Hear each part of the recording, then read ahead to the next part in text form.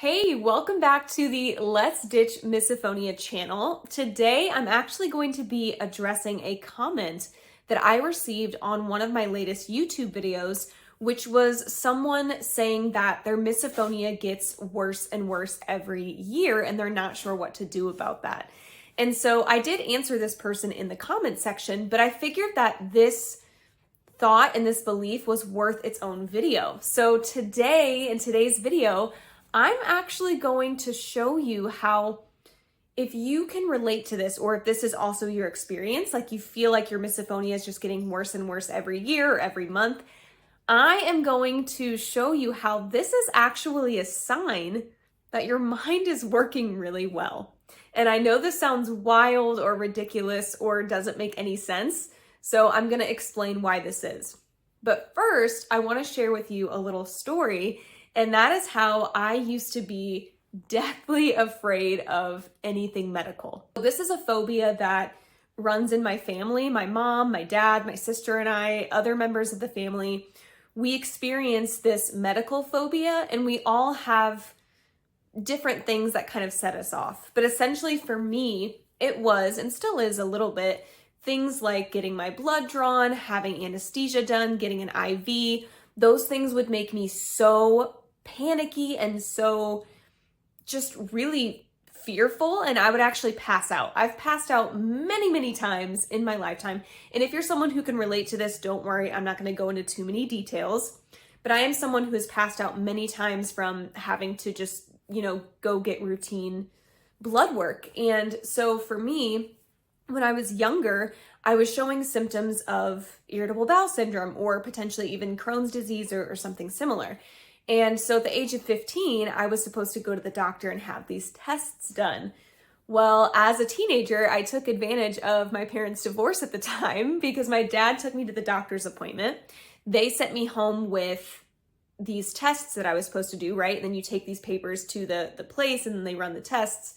Well, my dad sent me home and my parents weren't really talking at the time.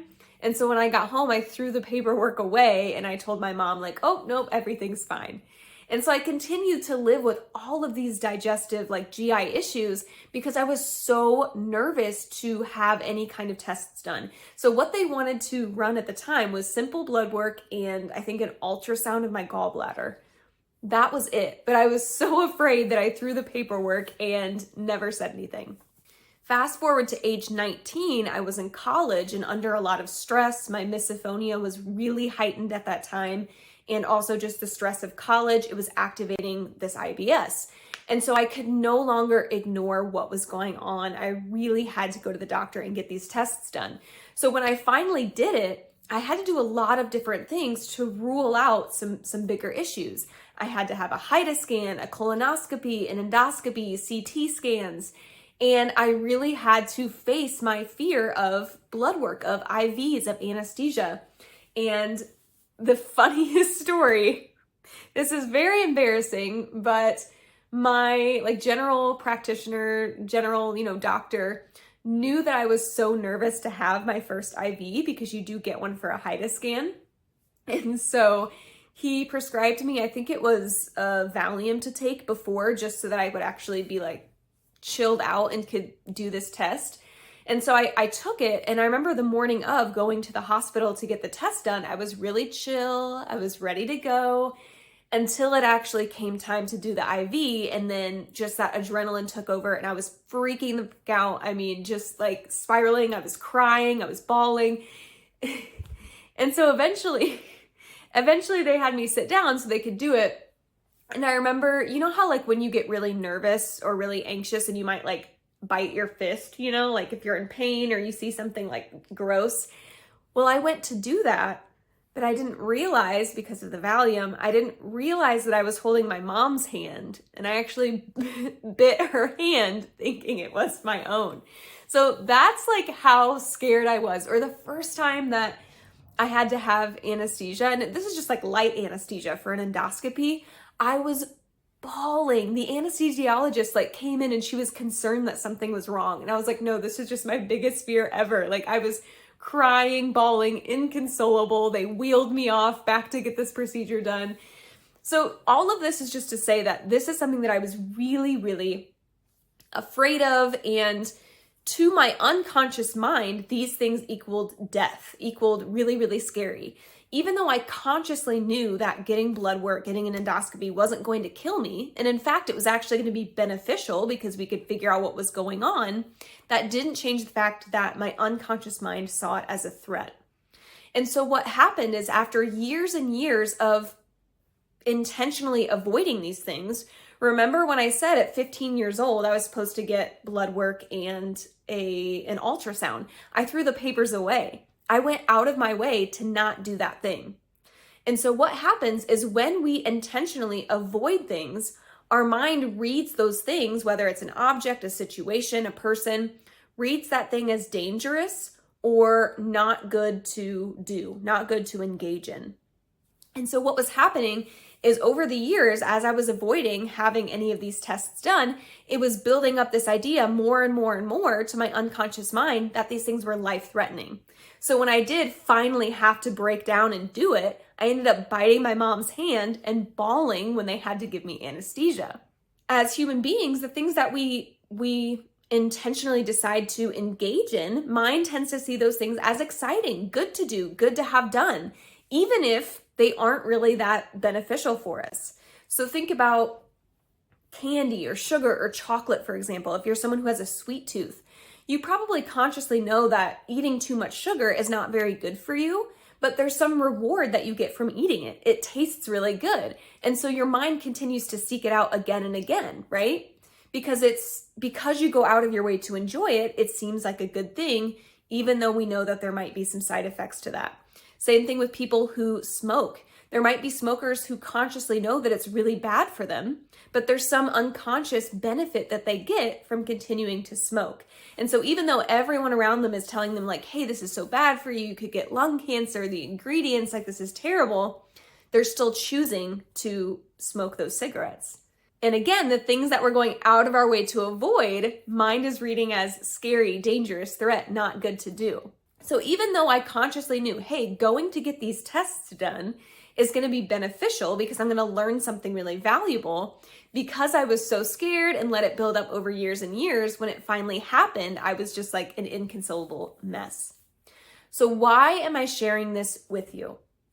I'm sharing this with you because the pattern of misophonia operates the same way. So it's no surprise that if you developed misophonia as a kid or a teenager or whatever, it's no surprise that year after year, it seems to get worse. Or maybe you find that every year there are more and more sounds that bother you. That's not shocking.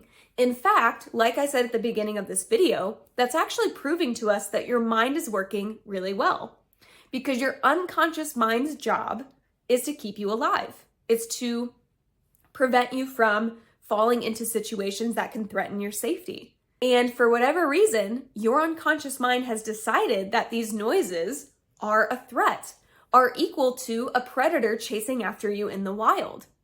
And so, of course, the more that you reinforce this pattern, the more that you go out of your way to avoid these noises or ask people to stop or plug your ears or whatever, you're reinforcing the pattern of misophonia. And so, of course, it's going to expand and grow and get worse, or it seems that the experience of it is getting worse. Again, your mind is running a pattern really effectively. The problem is we consciously know that these sounds aren't actually a threat. So unconscious mind is running a pattern really effectively, right? It's just this pattern isn't very useful. So what we can do is we can uninstall that pattern, uninstall this belief that noises are a threat, and we can install something that's going to be more useful. So if we uninstall this pattern and reinstall a new one, it's going to run just as effectively, and it's going to be more useful, more beneficial for you.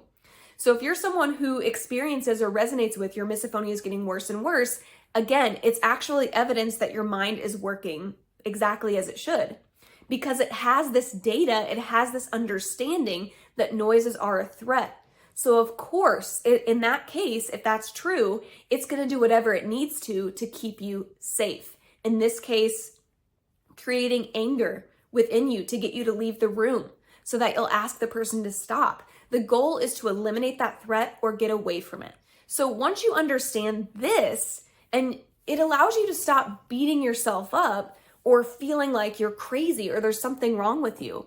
There is nothing wrong with you. We all operate and function from patterns and programming that lives deep in the unconscious mind. And again, your unconscious mind is wired for survival. So you're experiencing the pattern of misophonia. Another person is experiencing a whole other set of patterns and programmings. The good news is you don't have to just accept this programming if it's not useful for you anymore. That's where unconscious reprogramming comes in. You can uninstall this understanding that noises are a threat, and you can install something more useful. So if you haven't already, I highly encourage you to check out my video. I'll have it linked somewhere here. It's called How to Treat Misophonia. And in that video, I share with you the 3 keys to unlock the door to misophonia relief.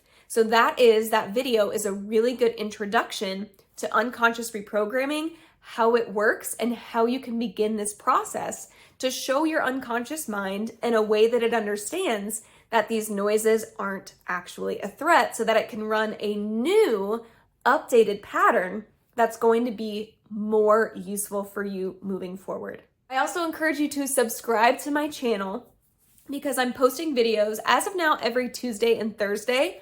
We'll see if we can keep up with that schedule, but every Thursday for sure, hopefully every Tuesday and Thursday. We're posting new videos, again, to help you lessen your trigger sounds, alleviate your suffering, and create more joy in your life. And lastly, make sure you check out the description.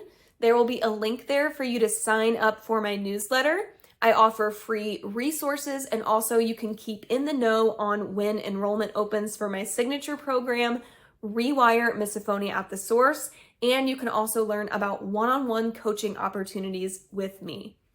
And I'm very excited because of the YouTube channel and also the guidebook that I released recently. I have new people joining this amazing community, and I want to get to know you and support you better.